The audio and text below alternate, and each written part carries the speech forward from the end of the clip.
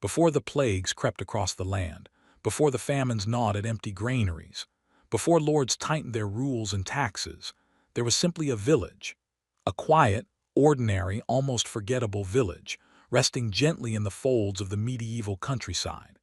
It was the kind of place where the days seemed to drift rather than march, where life unfolded at a pace so slow and steady that most people rarely noticed the passing of time at all. The village lay beside a wide, lazy river that wound across the landscape like a silver ribbon.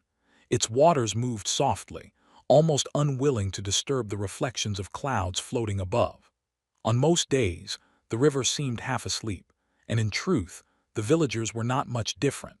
Life here was not defined by great adventures or dramatic events. Life was defined by routine, by quiet tasks repeated so often that they became as natural as breathing. Every morning, long before the sun cleared the treetops, the village began to stir. It didn't wake suddenly. Instead, it stretched awake, slowly and gently, like a tired traveler rising from sleep. A rooster crowed once then again, but no one rushed. The sound was simply another part of the morning rhythm, as familiar as the smell of damp earth or the sight of mist lingering above the fields. One by one, small wooden doors creaked open, and peasants stepped into the cool, pale light.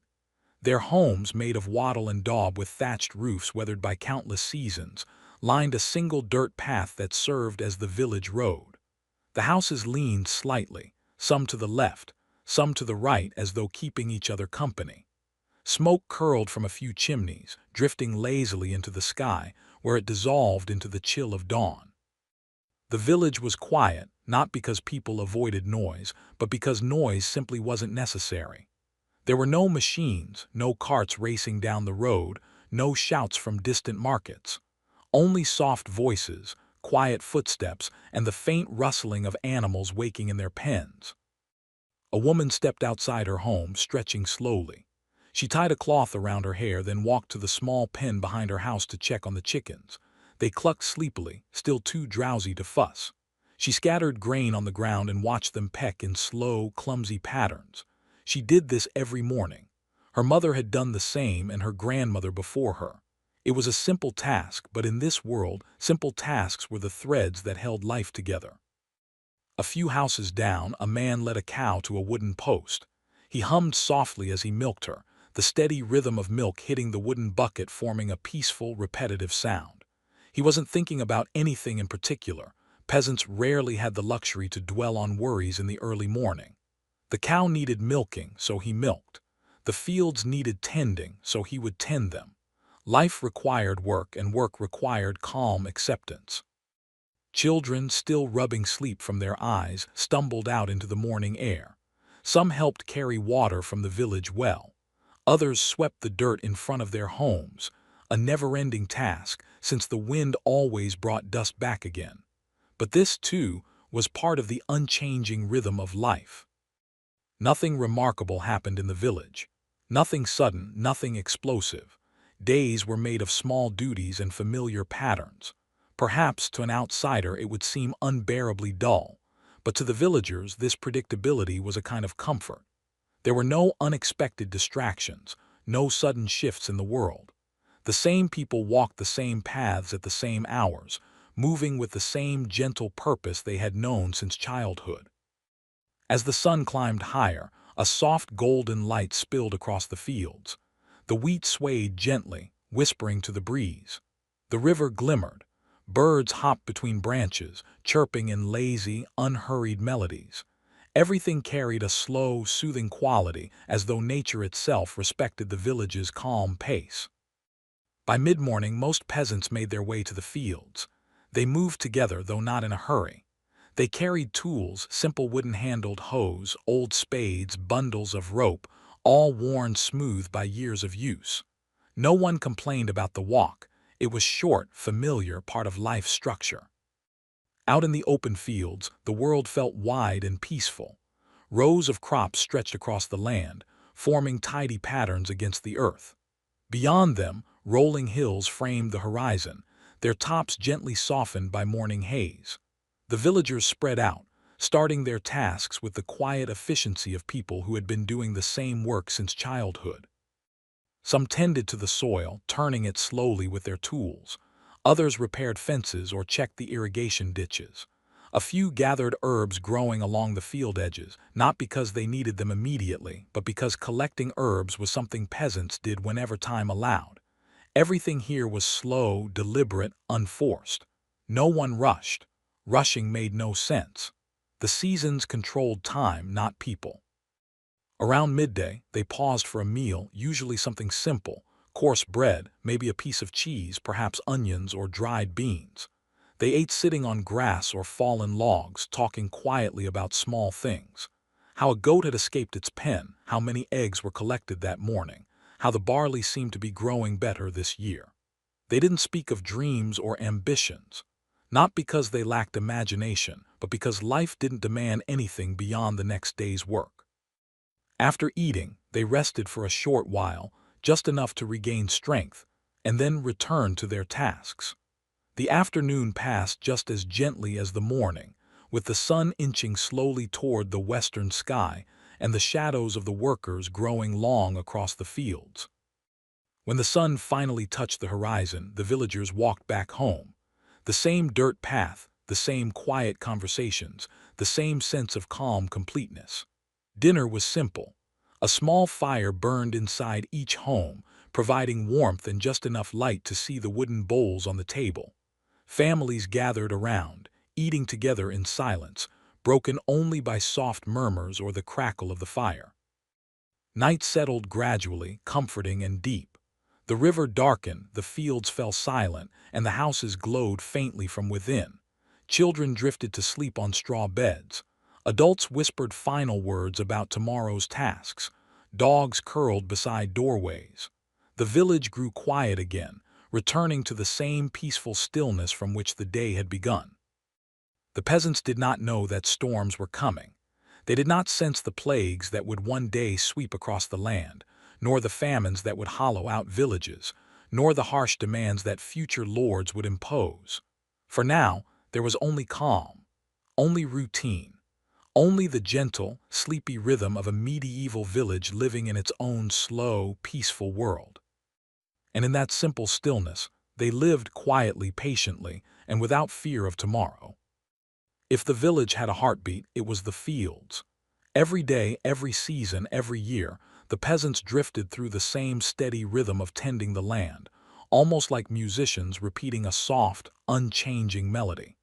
There was nothing dramatic about it, nothing sudden or sharp. Instead, the rhythm moved with a quiet patience that shaped every part of their lives. The fields lay just beyond the cluster of wooden houses, stretching outward in long, uneven patches of green and brown. Wheat, barley, rye, and oats grew in different sections, separated by rough hedges, narrow footpaths, and the occasional wooden fence.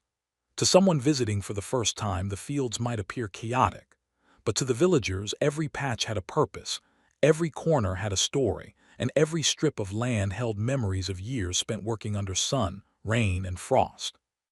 Each morning, as the sky warmed with soft light, the peasants walked toward the fields carrying tools smooth from use. The wooden handles fit comfortably into their hands, shaped not by design, but by the endless hours of work they'd done since childhood. The tools were old, sometimes even older than the people carrying them. A hoe passed from father to son, a spade repaired again and again with new iron edges, or a wooden rake that had survived more seasons than anyone could count. Work did not begin with shouts or urgency. Instead, it started with the simple act of choosing a spot, bending down, and letting the hands and body fall into familiar motions. Dig, lift, turn. Dig, lift, turn. The earth broke apart in soft clumps, releasing a faint scent of soil and roots. Birds landed nearby, pecking for worms loosened by the fresh digging. Wind brushed across the fields, creating gentle waves across the tall grasses. Nothing in the fields happened quickly. Medieval agriculture moved at the speed of the seasons, and the seasons moved at the speed of nature, slowly, steadily, unchanging. Time itself seemed to stretch across the land, each day blending softly into the next. When peasants plowed, they did it behind oxen, not horses. Oxen were slower but steady, patient creatures. They pulled the wooden plow with slow determination, their hooves pressing deep into the soft earth. Each step was deliberate, each breath heavy but calm. The plow cut a line through the soil, turning it over to reveal the darker, richer earth beneath. The sound was soft, a gentle tearing accompanied by the oxen's slow snorts. Peasants walked behind, guiding the plow with quiet focus. They didn't need to hurry. The land could not be rushed. The field would be plowed when it was plowed. It would be seeded when it was ready. Time in the medieval world was not controlled by clocks, but by the turning of the sun and the needs of the earth. Sowing seeds was perhaps the most peaceful task of all. A peasant walked across the freshly plowed ground carrying a bag of seeds slung across their shoulder. They reached in, grabbed a handful, and with a slow motion of the arm scattered them in wide arcs. The seeds drifted down like tiny brown flecks of hope, disappearing into the furrows. Step, scatter, step, scatter. A rhythm repeated hundreds of times across the field. There was something almost meditative about it, something calming in the simplicity of letting seeds fall into the earth, trusting nature to do the rest. As the days passed, the fields began to change. Small green shoots pushed through the soil, fragile at first but growing stronger as the sun warmed them. Peasants checked on them every day, walking between the rows with quiet satisfaction. They watched the tiny plants grow taller, watched the leaves unfold, watched the stalks thicken. It was not excitement they felt, excitement was rare in their lives, but a gentle, patient hope. Not every task in the fields was pleasant, of course. Weeding was slow, tedious work. Peasants bent for long hours, pulling stubborn weeds from the soil, knowing that if they didn't, the crops would suffer. But even this had a kind of sleepy rhythm: reach, pull, toss, reach, pull, toss. The weeds came out with soft snaps, their roots dangling with dirt. It was repetitive, predictable, and strangely calming. Even the complaints were quiet and half-hearted because everyone knew that this was simply part of life. Watering the fields was a task of opportunity, usually done by guiding small channels of river water into ditches dug alongside the rows. The sound of water trickling through the narrow channels was soothing, almost musical. Children often helped by clearing sticks or stones that blocked the flow, enjoying the cool touch of the water on their hands. They didn't see it as work. To them, it was play, the simple joy of being trusted with a task that mattered. Animals played their own roles in the rhythm of the fields. Sheep grazed along the edges, keeping the grass low. Goats wandered freely, nibbling on thorny bushes or climbing rocks with careless excitement. Dogs trotted beside their owners, sometimes barking at birds, sometimes lying in the shade and watching the world pass by. Even the crows and sparrows were part of the ecosystem, their presence expected and accepted. During harvest season, the fields came alive with slow, steady movement. Peasants walked in long lines, bending with sickles in hand, cutting the stalks of grain with calm precision. The piles grew steadily, bundled into sheaves tied with straw rope. The rhythm of harvest was one of the oldest human rhythms: bend, cut, gather. Bend, cut, gather. 1,000 years could pass and the movement would remain the same. The work was tiring, yes, but it carried a deep sense of purpose. Every cut of the sickle meant food stored for winter, bread on the table, survival for the village. The sun hung low in the sky, casting warm golden light across the fields. Dust floated through the air like tiny sparkling specks. When the harvesters finally took a break, they sat in the shade of trees or hay piles, drinking water from wooden cups, talking softly between breaths. There were no dramatic harvest festivals, no fireworks, no loud celebrations. Instead, there was relief, a quiet acknowledgement that the land had provided once again. The peasants didn't expect abundance, they were grateful for enough. Enough grain to grind into flour, enough straw to repair roofs, enough hay for the animals, enough for another year. In the evenings, as the peasants walked back from the fields, the sky often glowed orange and pink. The river reflected the colors like a gentle painting. The fields they left behind rested in silence, waiting patiently for the next day's work. The rhythm of the fields shaped the rhythm of their hearts. Life was hard, but it was steady. Work was endless, but it was familiar. In a world full of dangers, famine, plague, harsh winters, unpredictable lords, the fields were a constant. They were quiet. They were predictable. They moved slowly, just like the people who tended them. And in that slow movement, the peasants found something close to peace. The medieval village did not stand alone.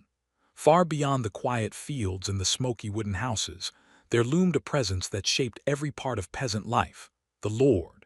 His manor stood on a small hill overlooking the countryside, not grand enough to inspire awe, but large enough to remind everyone who held authority over the land. To the peasants, the manor was simply part of the landscape, like a large rock or an old tree. It had always been there, and it always would. The relationship between peasants and their lord was not one of excitement or drama. Instead, it was a slow, steady arrangement built on customs older than anyone could remember. The peasants did not spend much time thinking about the lord. They did not hate him, nor did they admire him. They simply accepted him, the same way they accepted winter or rain. The lord existed. His rules existed. His demands existed. And the peasants lived around those facts as peacefully as they could. Every village belonged to a manor, an estate of land controlled by a noble family. The manor house was made of stone, with a wooden roof and narrow windows that let in little light. It was more secure than the peasants' homes, but not comfortable by modern standards. Still, to the villagers, it looked impressive. Walls that would not crumble in storms, doors thick enough to stop intruders, a small hall where the lord held meetings. For peasants who lived in houses of mud and straw, the manor felt almost mysterious. The lord rarely visited the village. He had no reason to. He had stewards and reeves to manage his lands for him. These officials walked through the village more often, carrying scrolls and speaking with a calm authority. They kept records of rents, labor obligations, and disputes between villagers. They didn't shout or threaten, they simply reminded people of what must be done. What must be done was always the same. Peasants owed rent, either in crops or coins. Most paid in grain, a portion of wheat, a sack of barley, jars of honey, or even eggs. The lord's granary in the manor was always filled first, long before peasants stored anything for themselves. Yet peasants rarely complained. They saw it as part of the natural order. The land belonged to the lord. They worked the land. Therefore, part of what the land produced returned to him. Fair or not, it was simply the way the world worked. Beyond rent, peasants owed labor known as corvée. This meant that certain days of the week were not for their own fields but for the lord. On these days, peasants walked to the domain, the lord's personal fields, and worked as though the crops were their own. They tilled the soil, sowed seeds, harvested grain, repaired fences, and tended animals. The tasks were slow, repetitive, and familiar. The only difference was that whatever they produced did not belong to them. Even this they accepted. The domain was larger than the entire village combined, and peasants saw it as part of life's rhythm. Work your own land on some days, work the Lord's land on others. No clocks, no schedules, no rushing, just the steady pattern of tasks given and tasks done. There were also fees for nearly everything, though the peasants were so used to them that they barely noticed. To grind grain at the mill, you paid a portion to the lord. To bake bread in the communal oven, you paid another portion. To use the forest for firewood or forage, you needed permission or another fee. Even when a peasant married, a small gift or tax was owed to the manor. It wasn't cruelty, it was tradition. These customs were older than anyone alive, passed down through generations. No one questioned them because questioning them made no difference. Life was too slow, too repetitive, too deeply rooted in old rhythms for rebellion to grow. On rare occasions, the Lord himself visited the villagers. He arrived on horseback, wearing a cloak of wool or fur, accompanied by a few guards. The peasants bowed politely, not out of fear but out of custom. The Lord would ask about the harvest, inspect the fields, or listen to a dispute. His voice was calm, his visits short. When he left, life returned instantly to its usual pace, as though nothing had happened. If the Lord brought news from the outside world, it was usually something distant and unimportant. A war somewhere far away, a change in the king's tax policies, or a rumor about nobles in nearby lands. The villagers listened quietly, then returned to their tasks. What happened beyond the village rarely affected them. Their world was defined by soil, seasons, chores, and obligations they already knew well. Once or twice a year, the peasants gathered at the manor for a ceremony or event. These gatherings were slow and orderly. People stood in a wide courtyard, listening to the steward speak about new rules or confirming that rents had been paid. There was no drama, no shouting. Just calm nods, soft murmurs, and the quiet rustle of clothing. Sometimes a small feast followed, a table of bread, cheese, roasted meat, and ale. The food tasted good, but even celebration felt peaceful and restrained.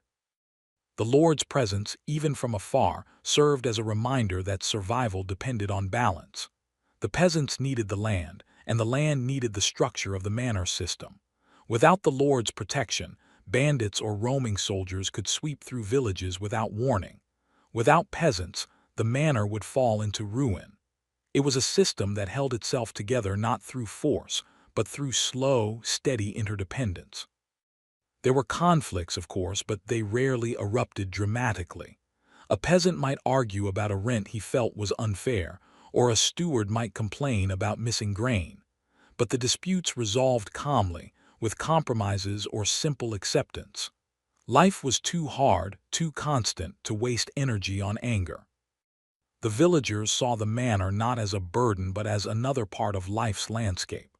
Just as the river flowed, just as winter came, just as fields had to be tended, the Lord had to be obeyed. And because this truth never changed, it never troubled them. At sunset, the manor cast a long shadow across the fields, stretching down toward the village. Peasants working late would pause, glance upward, and then continue their tasks. The shadow meant nothing ominous. It was simply evening arriving, another day slowly and peacefully fading into the next. In this quiet relationship, peasants working, lords ruling, rules repeating, medieval life found its structure. A structure steady enough, calm enough, unchanging enough to survive plagues, famine, war, and time itself. Winter always arrived quietly, not with a sudden storm, not with thunder or warning, but with a slow, creeping chill that settled into the village like a tired traveler looking for rest. One morning, the peasants would wake and find that their breath hung in the air like faint clouds. The river would move slower, its surface shining with a thin layer of ice at the edges. The fields, once alive with green, now looked pale and empty, resting beneath a sky that seemed colder each day. In the medieval world, winter was never simply a season. It was a test, a long, slow challenge that demanded patience, calm, and the careful stretching of supplies. Peasants understood this deeply. All through the warmer months, they gathered, dried, smoked, and stored whatever they could: grain, onions, beans, salted meat, herbs, and cheese. Every jar, every sack, every wooden chest was filled with quiet hope for survival. When winter finally settled its cold hand over the land, the villagers retreated into their small homes. The doors stayed closed more often, and the windows, small, shuttered, and drafty, let in only a thread of pale light. The houses were cramped, smoky from the fire, and filled with the scent of drying herbs, wool clothing, and stored grain. Yet they were also warm enough, comfortable enough, safe enough for the long months ahead. Inside these walls, time moved at a slower rhythm than ever. Each day began with the lighting of a fire, a task so essential that it felt like lighting a small piece of hope. Peasants used whatever they had: old branches collected in autumn, bundles of straw, dried animal dung shaped into flat discs. Nothing was wasted. The fire crackled softly, warming the single-room house with gentle heat that chased away the morning frost. Meals during winter were simple and repetitive. A pot of thick porridge simmered slowly over the fire. Bread, harder now than in summer, was softened with warm broth. Sometimes peasants added a piece of dried meat or a handful of beans. Other times they had only turnips or cabbage left. But they ate slowly, quietly, grateful for anything warm that filled the belly. Food was rationed carefully. Every family knew exactly how much grain they had, how much cheese remained, how many onions were hanging from the rafters. There were no surprises, no spontaneous feasts. Every decision had to consider the weeks still ahead. Sometimes, when the wind howled outside and the snow piled against the door, the peasants could not help but feel the quiet pressure of hunger. Not a desperate hunger, not yet, but a slow, hollow feeling that whispered reminders of how long winter could be. Still, they carried on. Hunger was part of life, a familiar companion, not feared, only managed. The days were short, the nights long. Without fields to tend, peasants turned to the small tasks that winter allowed. Men repaired tools by the firelight, carving new handles for hoes or sharpening iron blades. Women spun wool into yarn, weaving it slowly into cloth. Children watched, learned, or played small games with stones or scraps of wood. Conversations were soft, often about small things. A memory of last year's harvest, a hope for early spring, a story passed down from grandparents. Winter also brought long stretches of silence, hours where the only sound was the crackling fire or the faint whistle of wind slipping through cracks in the walls. These quiet moments were not lonely to the villagers. Silence was normal, even comforting. It was space for rest after months of long, tiring labor. At night, families slept close to one another, wrapped in blankets of wool or furs. The fire burned low. The floor, made of packed earth, stayed cold beneath them. The roof creaked softly with the weight of snow. Yet there was safety in being together, in knowing that the entire village was tucked into the same long dream of survival.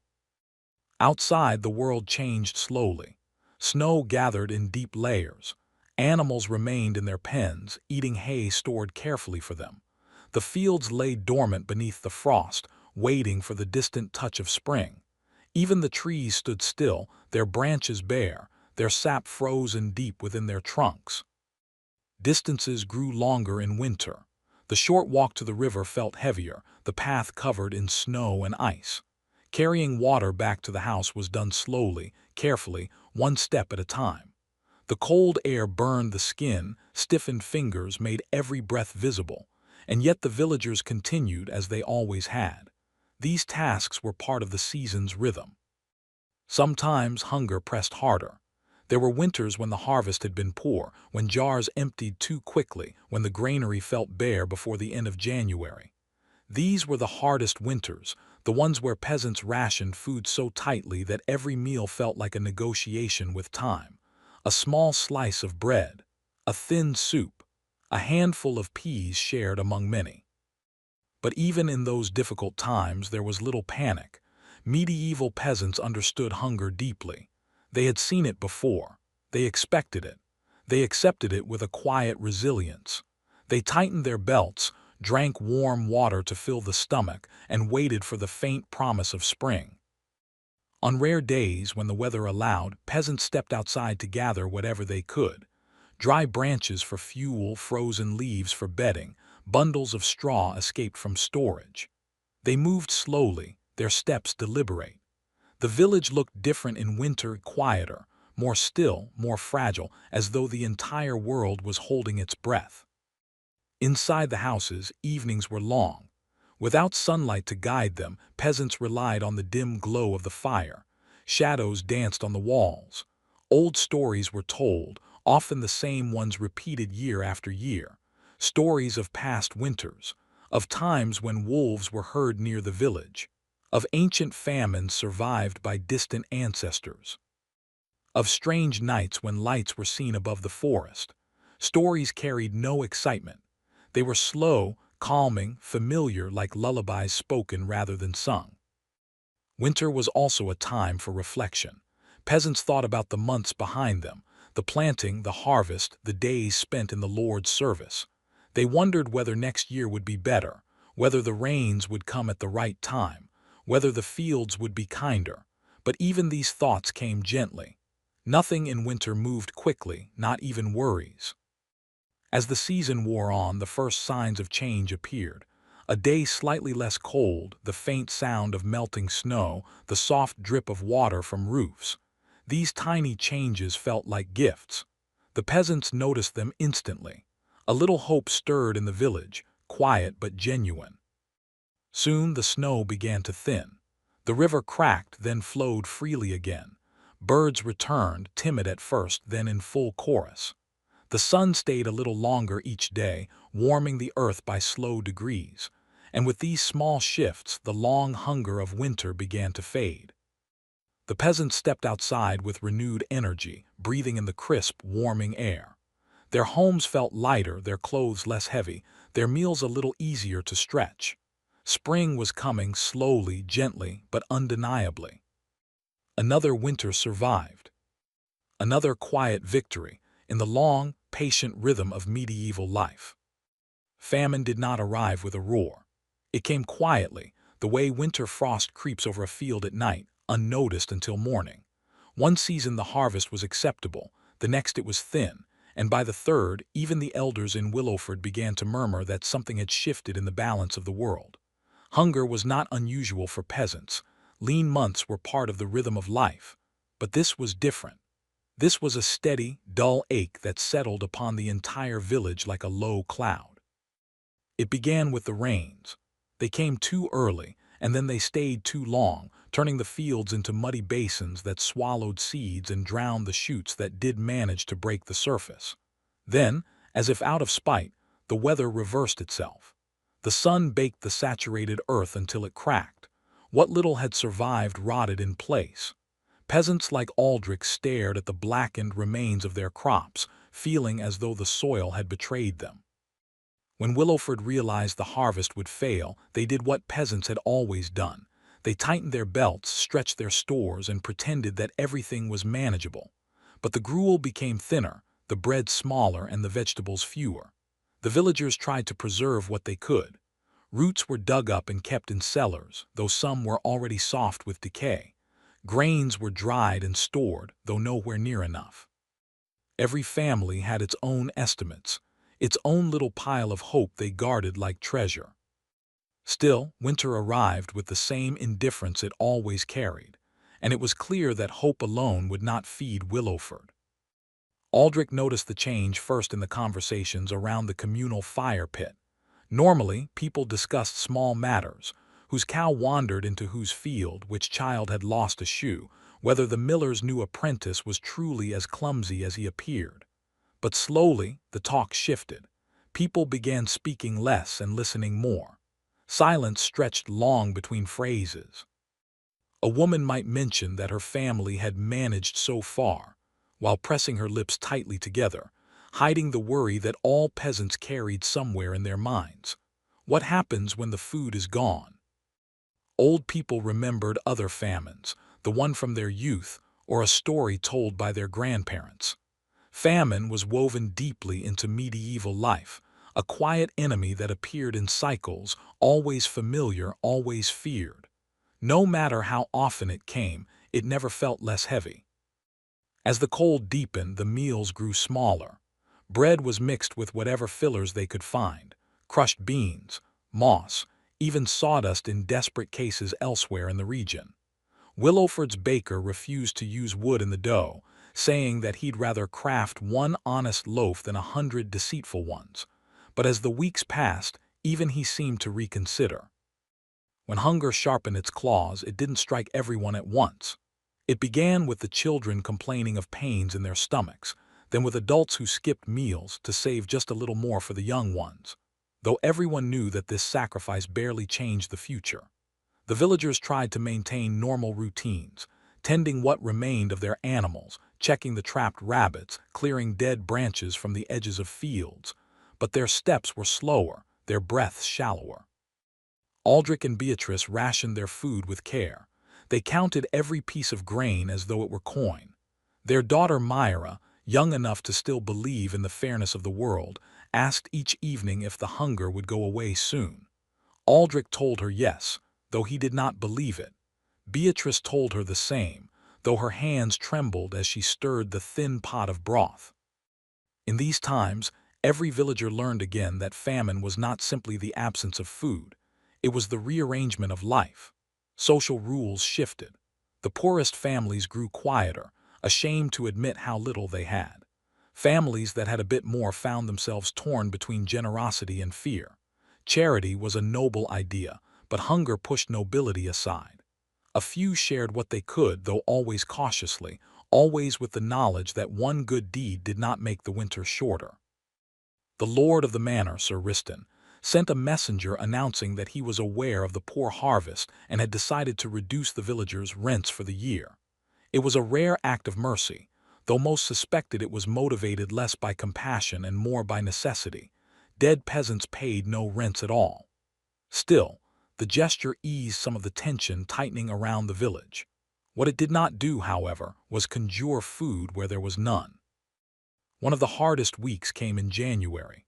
The last of the stored vegetables had softened to the point where they nearly dissolved in the pot. The grain jars showed more ceramic than contents. Snow fell thick and heavy, muffling the sounds of the world outside. In this silence, Willowford's hunger became an undeniable presence, like an invisible guest sitting at every doorway. Some peasants resorted to measures they would never have considered before. The woods beyond the village were stripped of edible herbs, then of bark, then of anything that resembled nutrition. People roasted roots so bitter they made their mouths sting. They boiled nettles 3 times to soften their edge. They chewed old leather straps, softened over the fire, pretending the taste was normal. Yet despite all this, famine did not break them. Medieval peasants, out of necessity, developed a sort of dull resilience. Hunger weighed them down, but it rarely destroyed their spirit. Willowford's people continued to gather in the evenings. They told stories to distract themselves from the emptiness in their stomachs.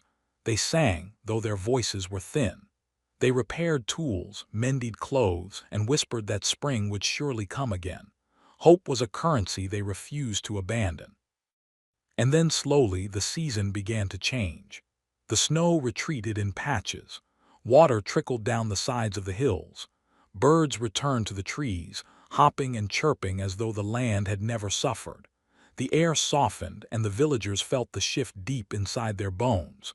They walked outside more often, stretching limbs stiffened by months of cold and scarcity. When the soil finally thawed, Aldrich knelt in the field with a bag of precious seed, far less than he wanted, far more than he feared he would have. He pressed each kernel into the ground with care, treating it like the beginning of something sacred. Around him, others did the same. The village hummed with the slow, steady rhythm of life returning. The famine had not vanished immediately, of course. Hunger lingered until the new crop grew tall, but the worst had passed. The villagers began to eat a little more. Bread regained some of its texture. Stews grew slightly thicker. The ache in their bodies lessened. And just like that, without ceremony, without a clear moment to mark its end, the famine slipped away, leaving behind a village thinner, more tired, but still standing. Peasants had always known. Survival was not a moment, but a habit. And Willowford had survived. The famine did not arrive with a roar. It came quietly, the way winter frost creeps over a field at night, unnoticed until morning. One season the harvest was acceptable, the next it was thin, and by the third, even the elders in Willowford began to murmur that something had shifted in the balance of the world. Hunger was not unusual for peasants. Lean months were part of the rhythm of life, but this was different. This was a steady, dull ache that settled upon the entire village like a low cloud. It began with the rains. They came too early, and then they stayed too long, turning the fields into muddy basins that swallowed seeds and drowned the shoots that did manage to break the surface. Then, as if out of spite, the weather reversed itself. The sun baked the saturated earth until it cracked. What little had survived rotted in place. Peasants like Aldrich stared at the blackened remains of their crops, feeling as though the soil had betrayed them. When Willowford realized the harvest would fail, they did what peasants had always done. They tightened their belts, stretched their stores, and pretended that everything was manageable. But the gruel became thinner, the bread smaller, and the vegetables fewer. The villagers tried to preserve what they could. Roots were dug up and kept in cellars, though some were already soft with decay. Grains were dried and stored, though nowhere near enough. Every family had its own estimates, its own little pile of hope they guarded like treasure. Still, winter arrived with the same indifference it always carried, and it was clear that hope alone would not feed Willowford. Aldrich noticed the change first in the conversations around the communal fire pit. Normally, people discussed small matters, whose cow wandered into whose field, which child had lost a shoe, whether the miller's new apprentice was truly as clumsy as he appeared. But slowly, the talk shifted. People began speaking less and listening more. Silence stretched long between phrases. A woman might mention that her family had managed so far, while pressing her lips tightly together, hiding the worry that all peasants carried somewhere in their minds. What happens when the food is gone? Old people remembered other famines, the one from their youth, or a story told by their grandparents. Famine was woven deeply into medieval life, a quiet enemy that appeared in cycles, always familiar, always feared. No matter how often it came, it never felt less heavy. As the cold deepened, the meals grew smaller. Bread was mixed with whatever fillers they could find, crushed beans, moss, even sawdust in desperate cases elsewhere in the region. Willowford's baker refused to use wood in the dough, saying that he'd rather craft one honest loaf than 100 deceitful ones. But as the weeks passed, even he seemed to reconsider. When hunger sharpened its claws, it didn't strike everyone at once. It began with the children complaining of pains in their stomachs, then with adults who skipped meals to save just a little more for the young ones. Though everyone knew that this sacrifice barely changed the future. The villagers tried to maintain normal routines, tending what remained of their animals, checking the trapped rabbits, clearing dead branches from the edges of fields. But their steps were slower, their breaths shallower. Aldrich and Beatrice rationed their food with care. They counted every piece of grain as though it were coin. Their daughter Myra, young enough to still believe in the fairness of the world, asked each evening if the hunger would go away soon. Aldrich told her yes, though he did not believe it. Beatrice told her the same, though her hands trembled as she stirred the thin pot of broth. In these times, every villager learned again that famine was not simply the absence of food. It was the rearrangement of life. Social rules shifted. The poorest families grew quieter, ashamed to admit how little they had.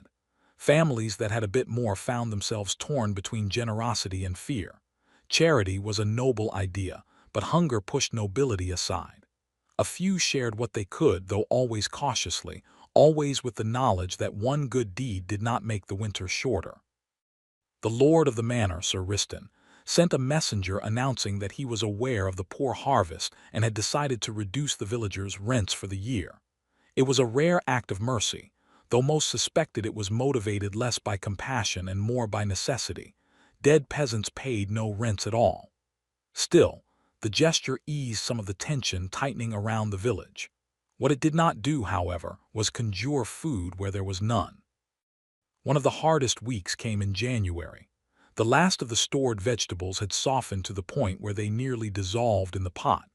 The grain jars showed more ceramic than contents. Snow fell thick and heavy, muffling the sounds of the world outside. In this silence, Willowford's hunger became an undeniable presence, like an invisible guest sitting at every doorway. Some peasants resorted to measures they would never have considered before. The woods beyond the village were stripped of edible herbs, then of bark, then of anything that resembled nutrition. People roasted roots so bitter they made their mouths sting. They boiled nettles 3 times to soften their edge. They chewed old leather straps, softened over the fire, pretending the taste was normal.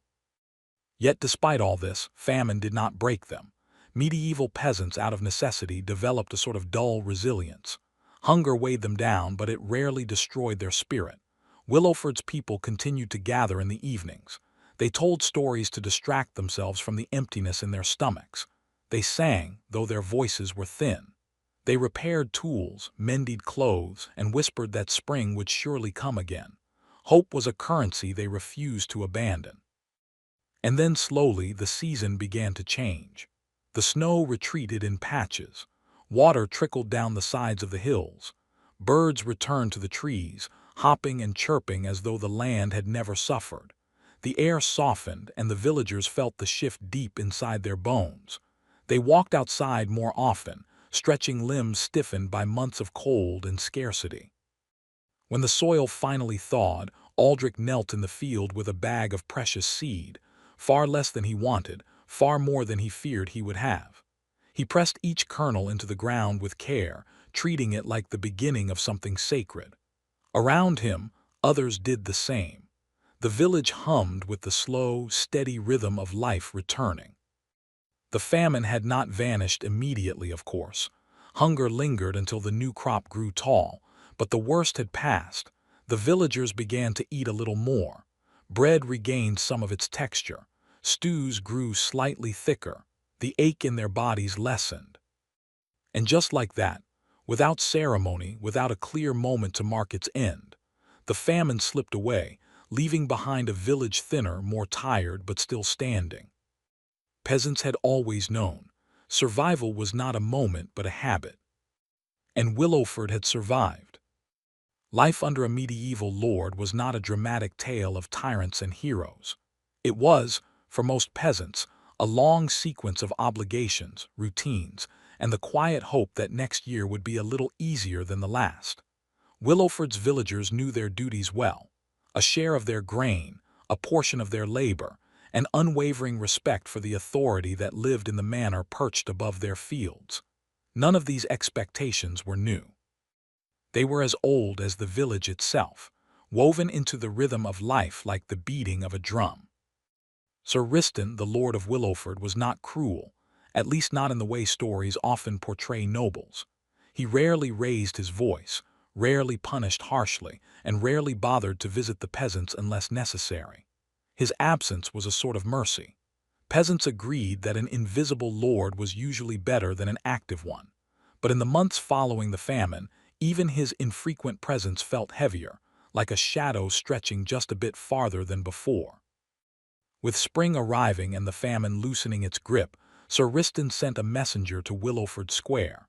The man wore the deep red colors of the manor, his boots polished so brightly they reflected the sunlight. His presence alone signaled something official was coming. Villagers gathered slowly, cautious but curious. They stood in a loose circle, trying to hide the weariness still clinging to their frames.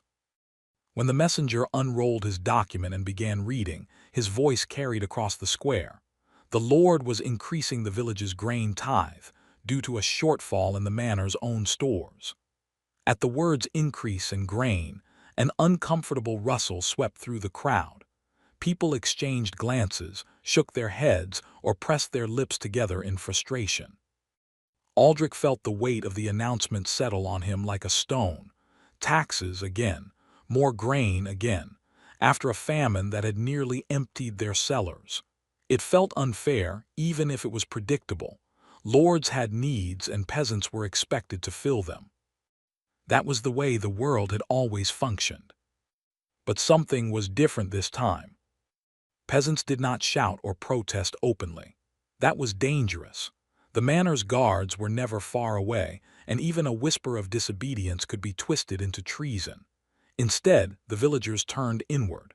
Their frustration simmered quietly beneath the surface, like a pot left on low heat. They grumbled in the fields, muttered in their homes, and exchanged small comments that carried far more meaning than the words alone. "Does the manor think seed grows on trees?" one farmer whispered. "Let them come harvest the fields themselves," said another, though he glanced around nervously after speaking. Aldrich, who was usually calm, found himself more restless than normal.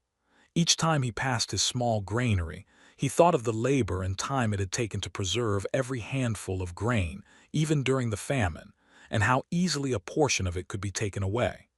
The Lord never sowed, never reaped, never stood in the long, aching hours of the sun. And yet, his demands grew like weeds. Still, no one dared defy him, not openly. But peasants had their own ways of resisting, quiet ways, subtle ways, the kind that slipped beneath the notice of nobles who assumed obedience was guaranteed. It began with the fields. The best grain was kept hidden in secret pits dug into the forest floor or concealed beneath loose boards in barns. Only the lesser grain, the smaller kernels, the cracked ones, the ones that would never grow well, made it into the Lord's tithe sacks. No one announced this plan. It simply became a shared understanding, passed through nods and meaningful glances. Sometimes the sacks for the manor were filled just a bit less tightly than they should have been. A handful missing here, another handful there. Nothing obvious, nothing that could be proven, but enough that the villagers felt they had taken back a sliver of control. Aldrich participated in these small rebellions with the quiet determination of someone who had endured one too many struggles. He and Beatrice worked after nightfall, sorting grain with a careful eye, setting aside what little they needed to ensure the next season would not bring another famine. It was not greed. It was survival, the kind the Lord never had to think about. The quiet revolt grew in other ways too. Tools that should have been used for the Lord's lands were accidentally misplaced. Work on the manor's fields, which peasants were required to complete each week, became slower. More breaks were taken. More excuses were made. A cartwheel was loose. A sickle needed sharpening. A bucket had cracked. These were small inconveniences, believable ones, and they created delays that cost the manor time but spared the villagers effort. No one ever admitted these delays were intentional. They behaved with innocence whenever questioned. But beneath the surface, they shared a common purpose: protect the village first. Sir Riston, unaware of the quiet rebellion forming below him, continued with his usual duties. He held feasts for his visiting friends, consulted with his steward on matters of estate management, and occasionally rode past the fields on horseback, nodding at the peasants as if all was well. Perhaps he suspected the subtle resistance. Perhaps he did not. Lords often believed peasants were too simple to organize anything meaningful. That assumption had always been one of the peasants' greatest strengths. Life settled into this tense rhythm through the summer. The fields grew tall and golden. Birds swooped low over the ripening grain. The villagers worked as they always had, bending, cutting, bundling, and sweating under the warm sun. But now, there was an undercurrent of determination in their movements. They were not just harvesting food, they were reclaiming a small measure of power. One evening, after a long day of bundling wheat, Aldrich sat near the fire pit with several other villagers. The flames crackled softly, and sparks drifted upward into the darkening sky. The conversation turned, as it often did, to the taxes. "How much do you think he really needs?" a man named Tomas asked. "More than he deserves," someone murmured. Aldrich spoke next, choosing his words carefully. "Maybe it isn't about what he needs. Maybe it's about what he expects. And maybe it's time we stop giving more than we can." The circle fell quiet, not out of fear, but because Aldrich had voiced something they had all been thinking. His words did not call for open rebellion. That would be reckless, but they acknowledged a truth. Survival meant protecting their own, not satisfying the manor's appetite. Their quiet revolt was not meant to topple a lord. It was meant to preserve a village. And in that effort they succeeded. By the end of the season, Willowford's stores were fuller than they had been in years. The lord received his tithe, lighter than he expected perhaps, but still enough to avoid suspicion. The village, meanwhile, had just enough grain to ensure the coming winter would not echo the horrors of the last. There was no celebration, no cheers or triumphant speeches. Medieval peasants did not need grand moments. Their victories were small, almost invisible, felt only in the quiet relief of going to sleep with a full stomach. The quiet revolt had worked, not through force but through unity, not through shouts but through whispers, and not through defiance but through determination to survive in a world that often seemed stacked against them. Even after surviving one winter of hunger, peasants always knew another could come. The earth had its moods, and the seasons were not promises. They were patterns, sometimes broken by drought, sometimes by flood. Famine was an old companion, returning quietly, without fanfare or warning. yet arriving with the same dull persistence as a shadow stretching over the village. Willowford had learned to live with famine the way one learns to live with the cold, not by resisting it, but by adjusting every movement, every decision, every thought to its slow, relentless presence. The first signs were subtle. A field looked thinner than usual. The soil seemed dry, cracked in ways it had not before. A few patches of wheat grew tall only to fall over in the wind, their roots weak from poor nutrition. The villagers walked slowly through the rows, examining the sprouts, whispering among themselves. They did not panic. Panic was useless. It could not coax rain from the sky or fatten grain in the soil. Instead, they accepted the small truth. The harvest would be poor, and there was nothing to do but prepare. Aldrich, like all the farmers, began planning in quiet, deliberate ways. The granaries were inspected. Every sack was counted. The beans, the oats, the stored root vegetables, all were carefully portioned. Beatrice joined him, moving methodically from one storage area to the next, wrapping food in cloths, making sure nothing would spoil too quickly. Every decision was made in slow steps, as though each movement might stretch the limited supply further. Children noticed the changes first in the meals. Bread was thinner. Porridge was more watery. Even the warm, smoky flavor of cooked vegetables seemed muted, yet parents reassured them. They explained that the fields had not produced as much this year, that it was normal, that spring would bring new growth. The words were soft, but they carried a subtle lesson. Patience was as necessary as food. Days stretched long. Villagers moved carefully, measuring their steps to conserve energy. Work in the fields became a slow, meditative task. Plowing, sowing, tending animals, all were done with the same rhythm as always, but each motion was considered. Nothing was wasted. Nothing was hurried. The famine demanded attention, but also restraint. Every handful of grain, every measure of flour, every drop of milk was precious. Every mistake could cost weeks of work or even a life. The social rhythm of the village changed, too.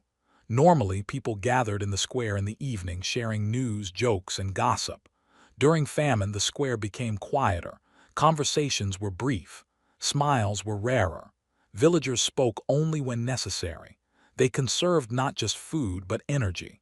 The rhythm of life slowed, matching the pace of the shrinking granaries. Animals, too, felt the effects. Cows produced less milk. Chickens laid fewer eggs. Sheep lost weight as the grazing fields grew sparse. The villagers had to decide which animals were most valuable, which could survive on little food, and which could be used to provide sustenance for the humans. Decisions were made slowly, quietly, with soft discussion, as if the weight of the choice demanded careful consideration. Hunger in the village was not dramatic. There were no sudden collapses or outbursts. Instead, it was a creeping presence, felt in every movement, in every groan of the stomach, in every sigh after a long day of work. Aldrich felt it most when walking through the fields in the heat of midday, when the sun pressed down and his hands ached from bending and pulling. Every small ache became a reminder of scarcity, of limits, of the fragile balance between survival and despair. Sometimes villagers ventured into the woods to forage. They gathered roots, wild herbs, and the occasional berry. Each step was careful, each item collected slowly. Even the forest seemed aware of the famine, offering only the smallest gifts, as if withholding abundance from those who needed it most. Foraging was not exciting. It was a quiet, necessary task, done with patience and care. Meals were eaten quietly, in small bites, as though savoring each mouthful could make it last longer. Families gathered around the fire, not to talk, but to endure together. The fire warmed their bodies, but not their stomachs. Smoke curled into the rafters, filling the small rooms with its soft scent. Children lay close to parents, feeling comfort in proximity, even as the emptiness of their stomachs reminded them that survival required restraint and endurance. The village's slow, meditative pace was its own defense. There was no panic, no hasty decisions, no running to far-off markets that might have been closed. Every action was measured, deliberate, carefully calibrated to ensure that what little they had would stretch as far as possible. In this rhythm, famine became less a terror than a teacher, instructing patience, caution, and the quiet art of survival. Sometimes a neighbor would die, always quietly without ceremony in a small house that seemed to absorb the sorrow. Life continued. Villagers marked the loss with soft nods, murmurs, and prayers whispered over meals. It was understood that death was part of the rhythm. Hunger could claim a body slowly, but the village as a whole remained steady, its collective breath unbroken. When the first signs of spring appeared, they were almost imperceptible. A bud on a tree, a trickle of water through melting snow, the return of a bird's song. Peasants felt it in their bodies before they saw it. Energy returned slowly, subtly, like the warming of a cold hearth. The fields were tilled again, seeds were sown, and the village resumed its long, patient rhythm. Famine had passed, but it left a quiet mark. Villagers learned to ration carefully, to save for the long months ahead, to accept the slow passage of seasons without complaint. Hunger was a teacher they did not always welcome, but one they always remembered. For medieval peasants, survival was never about abundance. It was about persistence, about moving slowly, carefully, deliberately through the long seasons, through the harsh winters, through the empty fields. And when the famine ended, there was relief, yes, but also a deep understanding.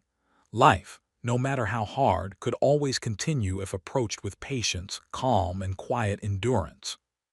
And so Willowford endured, slowly, steadily, quietly, like the gentle turning of the earth itself.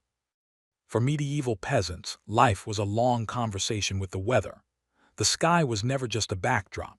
It was a quiet, constant force that shaped every step of every day. Willowford's villagers woke to it, worked under it, and slept beneath its moods. Rain, wind, sun, frost, snow, each season moved with its own deliberate pace, and each demanded careful attention. There was no hurry in nature, only rhythms, and those who lived close to the land learned to follow them. Spring arrived slowly, stretching its fingers across the frozen earth. At first it was almost imperceptible, a soft warming of the soil, the faint trickle of thawed water along the hills, a hint of green along the edges of fields. Peasants moved among the waking plants with quiet care, pressing seeds into the softening soil and gently tending to the sprouts that survived winter's chill. The rhythm was gentle but persistent. Dig, plant, water, repeat. There was no hurry. The earth moved at its own pace, and the villagers learned to match it. Summer was brighter, warmer, and busier. Fields ripened in long stretches of golden waves. The sun climbed high, pressing down on backs bent in labor. Days were long, filled with steady work, weeding, watering, tending animals, mending fences, and sometimes walking to distant streams to carry water. The work was repetitive, even tedious, yet it had a certain hypnotic quality. Motion, rhythm, and patience guided every hand. The peasants' muscles remembered the movements, and their minds could wander safely into quiet thoughts as the body performed its duties. Rain was never an inconvenience, it was simply part of the day. A soft drizzle could extend hours in the fields, but the villagers adapted. Hats of straw kept the worst off their heads. Mud clung to boots and robes, but it was nothing new. A gentle rain, especially after a long dry spell, was quietly celebrated. It promised growth, survival, and another season of possibility. Heat, too, had its slow lessons. Midday sun pressed down, making sweat drip slowly from foreheads. Villagers moved with careful packing, resting often beneath trees or along the edges of streams. The rhythm of work slowed, but life did not stop. Even in the heat, they followed the slow, enduring pace of the seasons, understanding that each day contributed to the long arc of survival. Autumn brought a quiet urgency, though nothing dramatic. Harvest time demanded attention, but the pace was methodical rather than rushed. Wheat, barley, oats, and vegetables were collected and stored. Grain was threshed and winnowed. Pumpkins and turnips were stacked in cellars. The villagers worked long hours, but the rhythm was steady. Bend, cut, bundle, carry, store. No one rushed. Each step was deliberate, measured, mindful. Mist floated over the fields in the early morning, and the smell of damp earth and fallen leaves hung softly in the air. Winter, as the villagers had learned, was a season of endurance. Cold pressed against the walls of cottages. Fires burned slowly in hearths and meals were meager. Snow muffled sound, slowing even the movement of the wind. The peasants adjusted, not with panic but with calm persistence. The days were quiet, the nights long, and the small rituals of daily life, preparing food, tending animals, preserving warmth, were carried out with steady hands and patient hearts. Throughout the year, the weather guided everything. Villagers learned subtle cues: the softness of the ground, the color of the clouds, the behavior of birds. Each detail suggested what needed attention. Was the soil too wet to plant? Were the clouds heavy with rain or only passing shadows? Were the winds strong enough to damage the ripening wheat? These observations were made quietly, repeated daily, absorbed slowly into the minds and bodies of those who lived close to the land. Peasants also learned to anticipate the needs of their animals according to the seasons. Cows required more fodder in winter. Chickens laid eggs less frequently in the cold months. Sheep needed protection from the damp and snow. Every animal, every plant, every field required observation and care, and the villagers approached this work slowly, without urgency, knowing that survival depended on patience and foresight. Sometimes the weather brought challenges beyond their control: a sudden frost, an unexpected storm, a week-long drought. In such moments, villagers did not panic, they adapted. Grain was rationed more carefully. Roots and preserved vegetables were prioritized. Livestock was protected. Steps were taken deliberately, quietly, with a sense of rhythm and order. Panic could destroy as quickly as famine. Patience preserved life.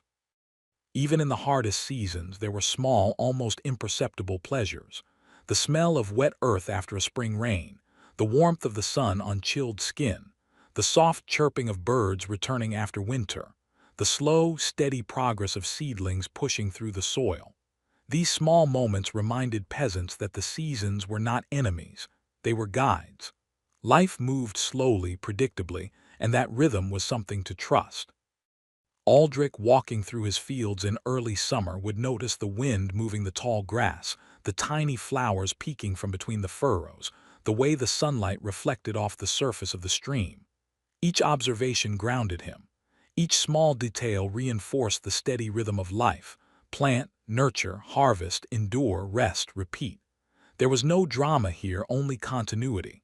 No excitement, only survival. For the villagers of Willowford, survival was a quiet, continuous exercise in patience. They measured time not by hours on a clock, but by the pace of the seasons and the movements of the land. They slept when the sun went down, worked when the light allowed, rested when the tasks demanded pause. Their lives, although filled with labor, were slow, meditative, and deliberate. Every motion, every breath, every small decision contributed to their continued survival. Through it all, the villagers learned that nature dictated life, and humans adapted. Weather shaped the rhythm of days, seasons shaped the rhythm of years, and patience shaped the rhythm of survival. Famine, cold, drought, and storm were inevitable. What was important was the quiet, deliberate response: tending the soil, caring for animals, preserving food, and enduring the long cycles of the earth without complaint or haste. And so Willowford moved with the seasons, slowly, patiently, gently, enduring because endurance itself had become a natural rhythm. Life followed its quiet rules, and the villagers in turn followed them. Their days were simple, unhurried, filled with routine, repetition, and observation. In that calm, slow rhythm, the village survived, year after year, season after season, quietly learning to exist alongside the inevitable patterns of the world. Even in the calm rhythm of seasonal work, there was another quiet threat that hovered over Willowford: illness. Disease in medieval times was not sudden like a storm. It was slow, creeping, and pervasive, entering homes and cottages quietly, often unnoticed until someone fell ill. The villagers knew the signs: aches, fevers, persistent coughs, but they did not always understand the cause. Medicine, as it existed, was simple, herbal, and practiced with careful, measured repetition. There were no miraculous cures, no instant remedies, only long days of tending, observation, and endurance. The plague, when it arrived, was different. It came like a shadow, moving slowly at first, touching one house then another. People whispered about it, not loudly, because whispers traveled more easily than shouts, and fear was best contained. The first case in Willowford was a quiet one, a child, pale and feverish, coughing softly in the corner of a dimly lit home. Parents sat beside the child, applying soft compresses of water and herbs, murmuring gentle words to comfort both the body and the mind. Outside, the village continued its rhythm. Fields still needed tending, animals still needed care, and bread still needed baking. Illness in Willowford was never dramatic. There were no physicians rushing with instruments or herbs in precise order. Instead, there was observation. Villagers watched skin, measured temperature with touch, and noted changes in behavior.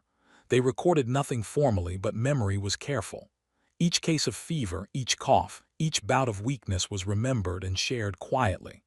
Knowledge was passed down slowly, through repeated practice and careful attention, like a lullaby repeated night after night. Herbs were the first line of defense. Leaves of sage, sprigs of rosemary, and dried chamomile were boiled into gentle teas. These were sipped slowly, over hours, while the patient rested beside a small fire or in a soft bed of straw. The villagers understood that healing was not instant. It required patience, repeated care, and an acceptance of nature's pace. Rest was as important as the herbs themselves. Sleep was encouraged quietly so that the body could endure the illness without resistance. Some remedies were stranger.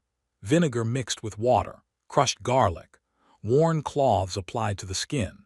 None of it was miraculous, but it provided comfort, a sense of action, and a slow rhythm to the day. Villagers moved deliberately, performing these rituals at the same times each day, measuring, observing, and repeating, as if the consistency of motion itself could influence the slow passage of disease. The plague also brought isolation. Families separated themselves from the sick, leaving a few members to care quietly at a distance. Meals were passed through doorways or left by the fireside. Physical proximity was reduced, but emotional care remained. Words were soft, gestures were measured, and attention was constant. Fear did not erupt in panic. It became a subtle companion, urging caution without frenzy.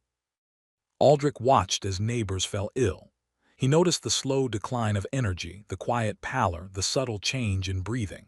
He remembered every lesson taught by elders, how to support the weak, how to ration food, how to keep the household running. Each day he moved slowly among tasks, conserving energy for both himself and those who were unwell. The rhythm of work became interlaced with the rhythm of care, each step deliberate, each motion thoughtful. Community support was quiet but essential. Those who were well carried water, chopped wood, or tended animals for those who could not. Meals were shared in small portions, never extravagantly but enough to sustain life. Villagers walked carefully between homes, leaving herbs, tending fires, and observing without intrusion. The pace of daily life slowed, but it continued, like a river flowing patiently around obstacles, unbroken by fear. Despite careful routines, deaths occurred. They were quiet, slow departures marked by soft lamentations rather than dramatic outbursts. A neighbor might be carried to a small grave outside the village. The earth turned gently with hands that trembled not from fear but from effort. The ritual was simple: a prayer, a handful of soil, and a return to daily life. Mourning was gentle, reflective, subdued. Life did not pause for grief. It moved forward slowly, patiently, in the rhythm of the seasons. Plague, like famine, was not considered an enemy to be fought with force. It was a presence to be endured, observed, and survived through careful attention. Villagers learned subtle lessons: which herbs seemed to comfort the fevered, which days were better for walking outside, how to balance work with rest. Survival depended on observation, repetition, and patience. Panic was fatal. Measured care was life-giving. Children were particularly vulnerable, and parents watched them with quiet intensity. Aldrich and Beatrice measured meals, gave sips of herbal tea, adjusted blankets, and whispered gentle reassurances. Myra, their daughter, learned the rhythm of illness early: rest, sip, breathe slowly, sleep, repeat. In that repetition there was comfort. In that steady pace there was a sense of control in a world where control was limited. By summer, the plague would sometimes retreat, leaving behind fewer victims than feared. The villagers would note its progress with quiet relief, careful not to assume it had vanished entirely. Even as life resumed a normal rhythm, vigilance continued. The lessons of observation, slow action, and patient endurance had been reinforced. Willowford's survival depended not on heroics, but on methodical, meditative care. The villagers learned another quiet truth: fear could be tolerated, but panic could not. It moved like a virus itself, spreading faster than illness, disrupting the slow, steady rhythm of survival. Calm observation, gentle care, and patience were the remedies that no herb could provide. Aldrich, reflecting on the months of plague, realized that survival was measured not in battles won or enemies defeated, but in small, persistent acts. A fire kept burning, a pot of herbal tea prepared carefully, a watchful eye over the sleeping child, a quiet shovel turned in the earth of a freshly dug grave. These were the steps of endurance, the silent choreography of life against threat. By the following winter, Willowford's villagers had adjusted to the quiet presence of illness as they did to seasons, weather, and hunger. Their lives moved in steady rhythms, attuned to the natural flow of the world and the subtle demands of survival. Fears existed, yes, but they were neither ignored nor exaggerated. They were managed slowly, deliberately, with patience and care. In the quiet of their homes, beside the fire, surrounded by the faint aroma of herbs and burning wood, the villagers slept. They had endured disease, famine, and hardship through measured, deliberate actions. They understood that life was not heroic. It was persistent, careful, and patient. That knowledge, slow as it had been learned, ensured that the village endured. And in that endurance there was calm, quiet peace. The village market in Willowford was not a bustling center of chaos or excitement. It moved at a slower, quieter rhythm, governed by the gentle hum of negotiation, the careful weighing of produce, and the unspoken understanding of fair trade.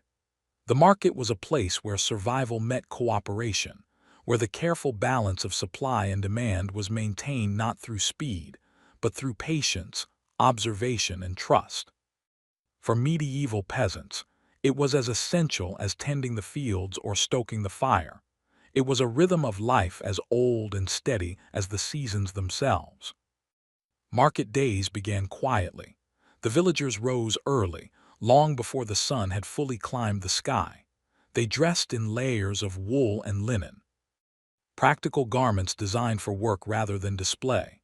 Baskets and sacks were filled carefully, vegetables harvested from small plots, freshly baked bread, a few eggs, bundles of herbs, and sometimes cheese or dried meat. Every item was measured and preserved with care. Nothing was wasted.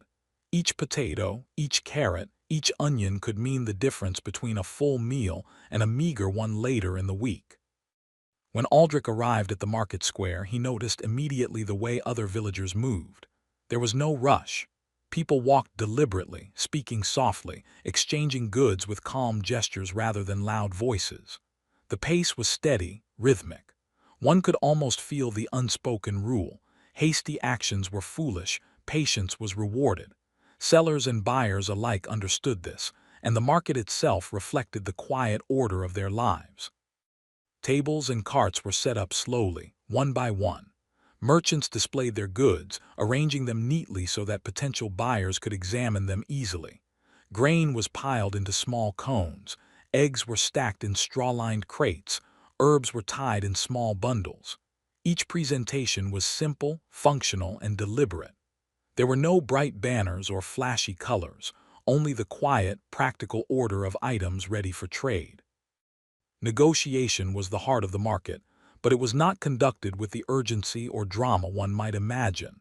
Prices were discussed softly, measured carefully, and adjusted gradually. A man might ask for a few extra carrots in exchange for a small bag of beans.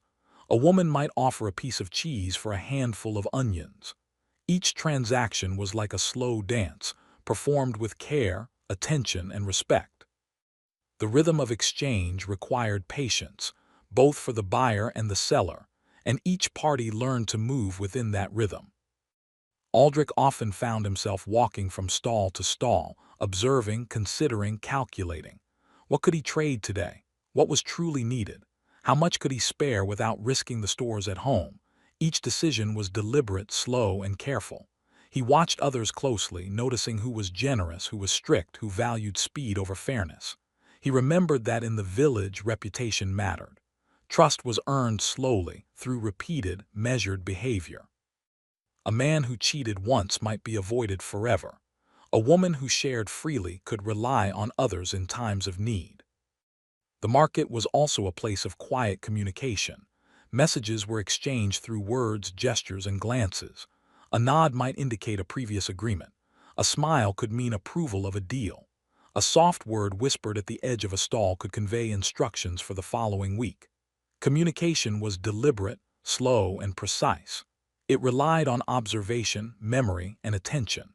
There were no scribes recording transactions. Everything was managed by the village's collective understanding. Children often accompanied their parents to the market. They learned the rhythm of trade slowly, observing without interruption, absorbing the gentle lessons of measurement, negotiation, and patience. They carried small baskets, helped count coins or beans, and listened to the quiet negotiations of adults. In this way, knowledge was passed down gently, like a soft story whispered beside the fire at night. Sometimes news traveled along with goods. A merchant returning from another village might speak of weather, harvests, or distant markets. These stories were exchanged quietly, slowly absorbed and discussed in measured tones. They influenced decisions, helping villagers plan their planting, anticipate shortages, or understand the value of certain goods. Information moved carefully, like water along a stream, steady and persistent. Even the less fortunate participated in the market, though in quieter ways. Children might trade small finds from the forest, berries, nuts, or feathers. Elderly villagers might offer herbs from their gardens or advice in exchange for food. Every action followed the same slow rhythm. No sudden gestures, no loud demands, only measured, deliberate participation. The market also taught lessons in observation. Aldrich noticed subtle details: the weight of a sack of grain, the texture of bread, the aroma of herbs. He learned to assess value not quickly but patiently, letting his senses guide decisions. These small lessons, repeated over years, became second nature. By the end of the day, he could carry home goods that met his family's needs precisely, without waste, without excess, and without loss. As the sun lowered toward the horizon, the market's rhythm shifted. Sellers began to pack their goods slowly, carefully storing unsold items. Buyers, their baskets full, walked home at a measured pace. The village square quieted, returning to the calm, steady rhythm of daily life. The market had performed its function. Trade had been completed, relationships had been reinforced, and the cycle of survival had moved forward by deliberate, measured steps. Aldrich walked home slowly, baskets balanced carefully on his shoulders. He noticed the changing light, the shadows stretching across the fields, and the faint warmth of a sun lowering toward evening. The market, like the seasons, like the slow work of planting and harvesting, had its rhythm. He reflected on the quiet, persistent effort that allowed life to continue, day by day, week by week, year by year. By the time he reached his home, the fire was burning softly in the hearth. Beatrice had prepared a simple meal, each portion carefully measured to stretch through the evening. Myra, sleepy from a long day of watching and learning, nestled close to her parents. The quiet rhythm of the market, of daily life, of survival itself, had brought them sustenance, not just for the body, but for the slow, patient continuation of life in Willowford. In Willowford, life was never hurried. The market was not a place of chaos or noise. It was a gentle, steady reminder that survival depended not on haste, but on observation, patience, and careful, deliberate action. Trade was slow. Exchange was thoughtful. Deals were quiet. And in this slow, steady rhythm, the village endured. In Willowford, life was not only about planting, harvesting, and tending animals. It was also about the quiet rhythm of work that shaped the village, the slow, deliberate crafting of tools, household items, and everyday necessities. Every hammer strike, every carefully shaved piece of wood, every stitch in cloth was part of a rhythm that had sustained peasants for generations. Crafting was not about speed or spectacle. It was about precision, patience, and persistence, qualities that allowed survival in a world ruled by the seasons, the weather, and the needs of the body. The blacksmith's forge was one of the most important places in the village. Its fire burned steadily, never too high, never too low. Sparks rose like slow-falling stars from the bellows, and the steady rhythm of hammer against iron echoed through the small square. Villagers rarely rushed here. They waited patiently for tools to be repaired or sharpened. Aldrich often observed the blacksmith, fascinated not by the power of the fire, but by the deliberate, measured movements of the man at work. Each strike of the hammer, each adjustment of the tongs was precise and unhurried. There was no hurry, no dramatics, only calm persistence. Woodworking was another quiet craft. Peasants repaired carts, carved simple utensils, and built small furniture for their homes. A young apprentice might spend an entire morning shaping a single spoon, learning to move the knife with steady hands, observing the grain of the wood, and understanding how pressure, patience, and repetition produced something useful. Each carved edge, each shaved surface reflected care. Mistakes were slow to fix, so precision mattered. Over time, the apprentice learned that the rhythm of work was itself a teacher, guiding hand, mind, and eye. Textiles were crafted with the same steady patience. Women spun thread from wool, dyed it with natural pigments, and wove it into cloth. Every motion of the spindle or loom followed a slow, consistent pattern. Mistakes were corrected gradually, tension adjusted carefully, and colors blended subtly. Clothing was not ornate. It was functional, warm, and durable. Each garment told a story of attention and care, a quiet testament to the rhythm of survival. Children learned alongside their mothers, sitting near fires, spinning tiny threads, watching the slow, hypnotic motion of the loom, absorbing lessons not just in craft, but in patience itself. Pottery was similarly methodical. Clay was gathered from riverbanks, kneaded, and shaped into bowls, jugs, and storage vessels. The potter worked slowly, turning the wheel with deliberate, measured movements. Each pot required attention. Too much water, too little pressure, and the vessel would collapse. Every pot was molded with care, and drying was never rushed. Kilns were monitored continuously, the fire adjusted in small increments. The entire process demanded patience, precision, and repetition. A broken pot was not a failure. It was an opportunity to try again, to move more slowly, more deliberately. Even daily chores, considered mundane, were approached with the same quiet care. Sweeping the floors, sharpening knives, mending roofs. Each required attention, time, and deliberate movement. Villagers learned to see work as a rhythm, a sequence of small steps that accumulated into lasting results. Efficiency was measured not in speed, but in sustainability. Every task performed carefully preserved life and resources, ensuring the village's survival through harsh winters, poor harvests, and illness. Aldrich often reflected on the lessons embedded in these crafts. Each motion, repeated over and over, taught discipline and patience. Mistakes were small teachers, guiding the hands and mind toward better technique. Survival in Willowford depended not on heroics, but on consistency, slow progress, and the calm accumulation of skill over time. A sharpened sickle, a repaired cartwheel, a warm, hand-woven blanket, all were small victories, quietly celebrated, yet essential to life. Village children learned these lessons naturally. They watched adults, absorbed patterns, and practiced slowly. A child might spend weeks perfecting the whittling of a small figurine, a month learning to spin thread evenly, or several seasons observing the blacksmith before attempting a minor repair.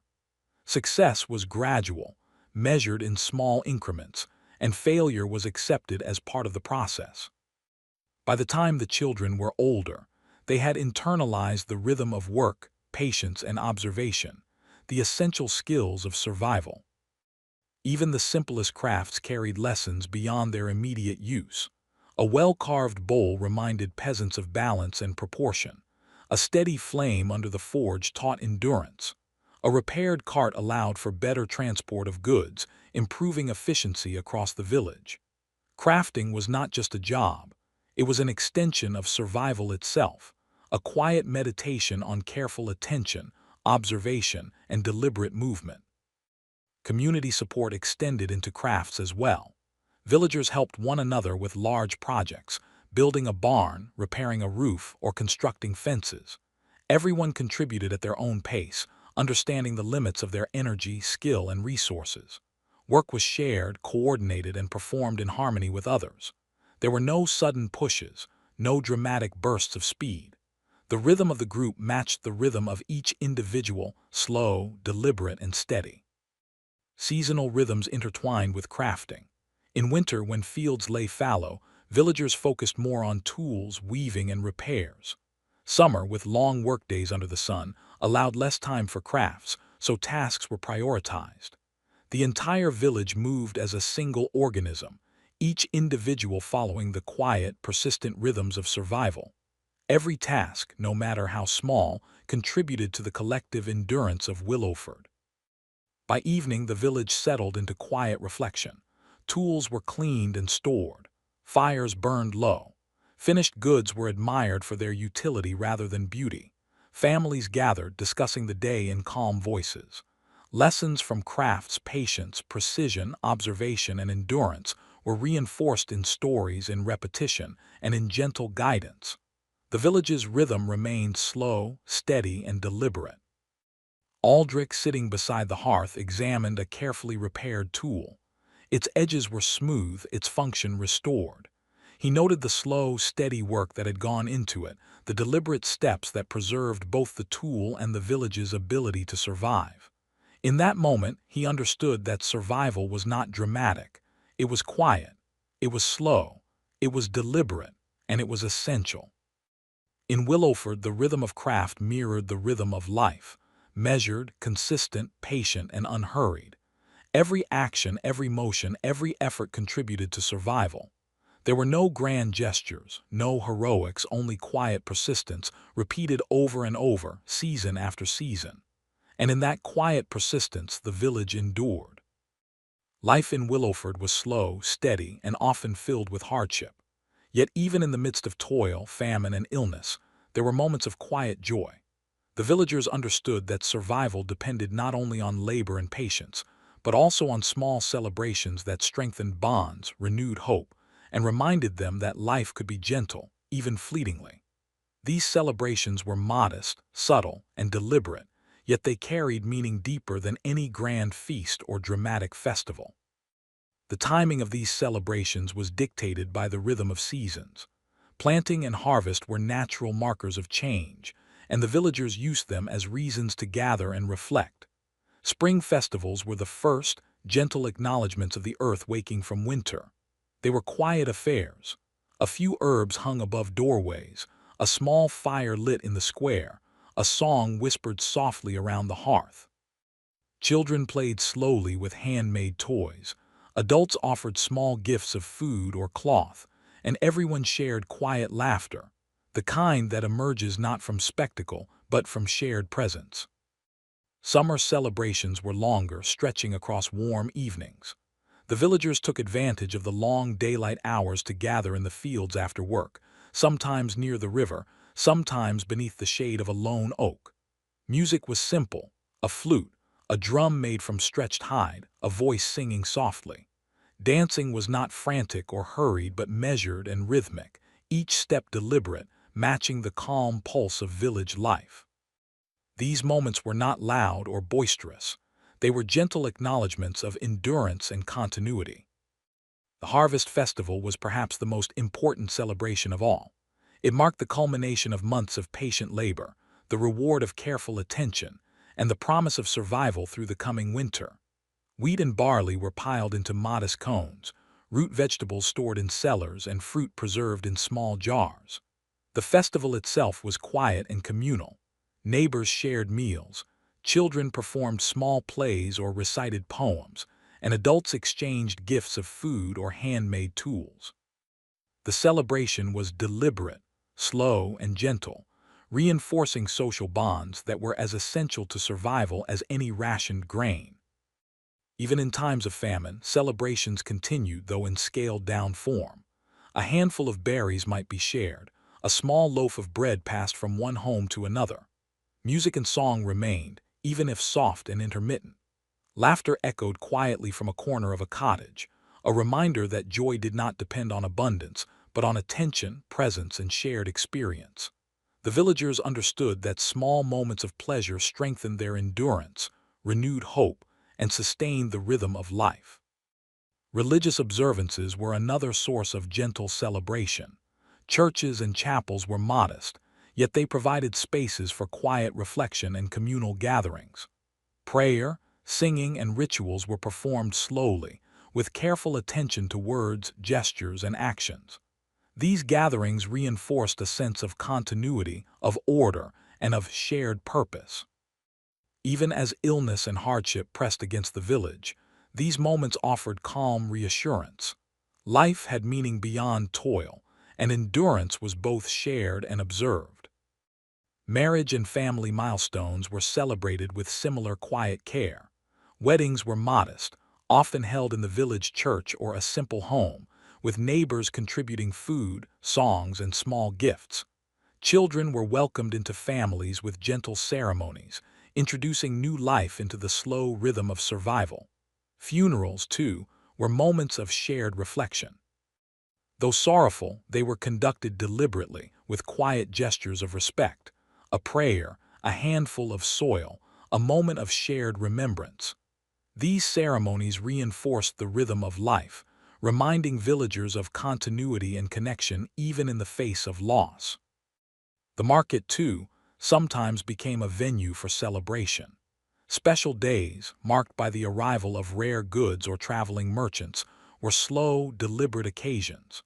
Children watched with curiosity, adults exchanged news, and trade carried a subtle sense of excitement.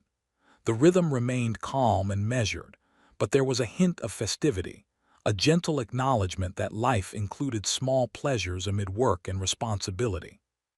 Music and storytelling were central to every celebration.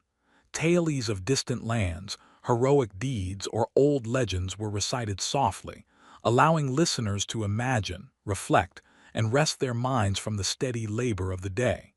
Stories were slow, detailed, and repetitive so that children and adults alike could absorb them without hurry. Song and chant followed the same rhythm, measured, deliberate, quiet. In these moments, villagers experienced joy not as intensity but as continuity, reflection, and presence. Even the preparation for celebrations was part of the ritual of survival.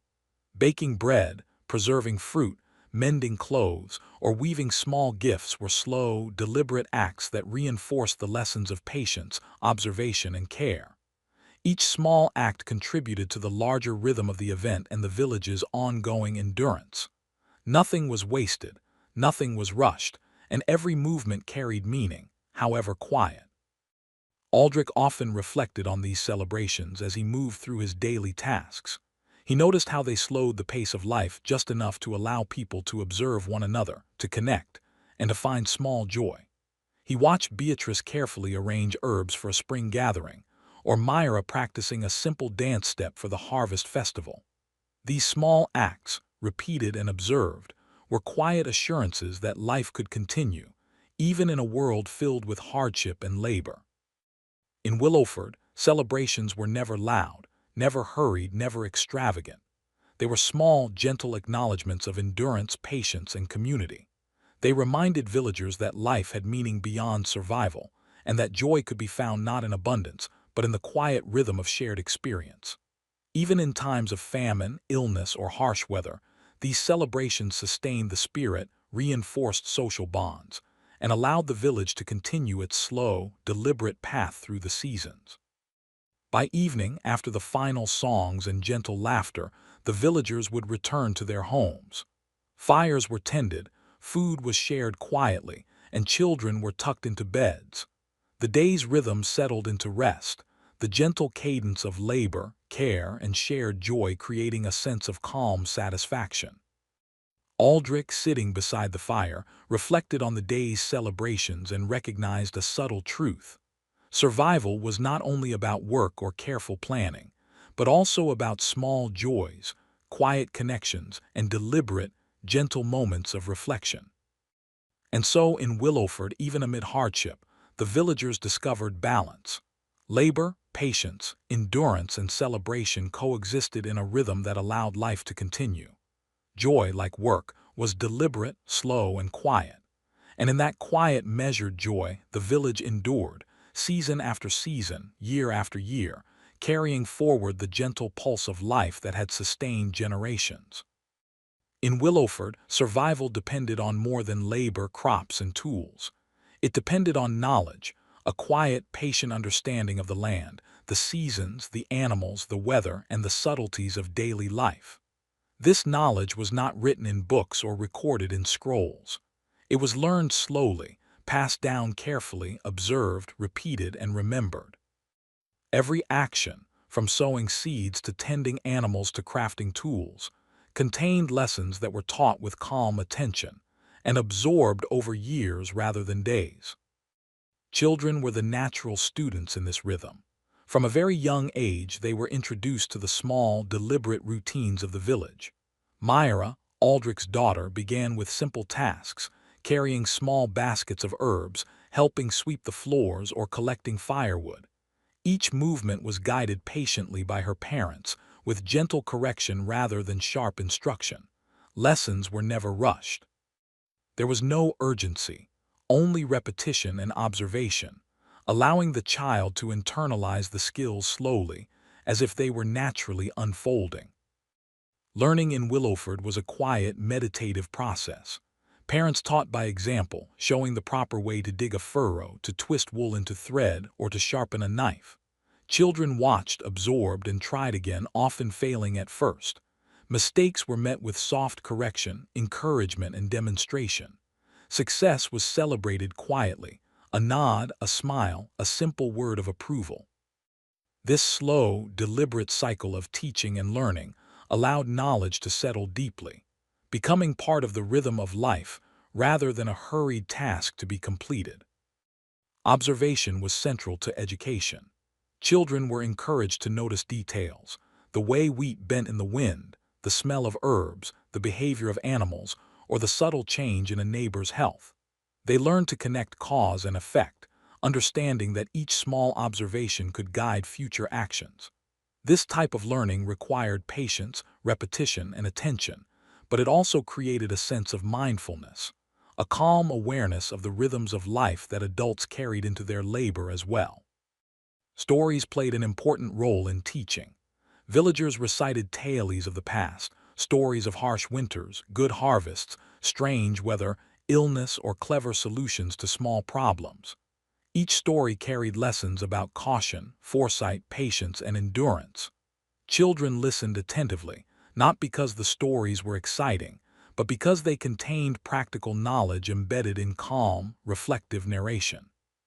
Through repetition and discussion, these tales became part of the child's understanding of survival and community. Apprenticeships were a slower form of learning for older children and young adults. Working alongside a blacksmith, a carpenter, a weaver, or a potter, they absorbed skills over months and years. Each day was devoted to practice, observation, and careful repetition. They were taught not only technique, but also patience, consistency, and the rhythm of work. Mistakes were tolerated as natural, slow lessons. The apprentice learned to match the pace of the master, internalizing the deliberate steps that ensured the quality of work and, ultimately, the survival of the household and village. Education in Willowford was not limited to technical skills. It also included lessons in patience, observation, community, and subtle social cues. Children learned to understand when to speak and when to remain quiet, how to observe without judgment, and how to act deliberately within the shared rhythm of the village. Manners, empathy, and understanding were taught as carefully as planting or weaving. In these lessons, children absorbed the social knowledge necessary to live harmoniously and survive in the slow, deliberate cycles of medieval life. Even survival skills such as rationing food, tending animals, and preparing for harsh weather were taught gradually. Aldrich showed Myra how to measure grain carefully, portion meals for the week, and store food safely in granaries. Beatrice instructed her on the preservation of herbs, the care of chickens, and the inspection of wood for repairs. Each lesson was performed slowly, deliberately, and repeated until it became second nature. Children learned by doing, observing, and reflecting, absorbing wisdom at the pace of life itself. The passing of knowledge was communal as well as familial. Neighbors shared techniques, tips, and advice. A successful method of preserving root vegetables might be quietly demonstrated to another household. Observations about weather patterns, animal health, or soil quality were exchanged in soft conversation. Teaching was never boastful or urgent.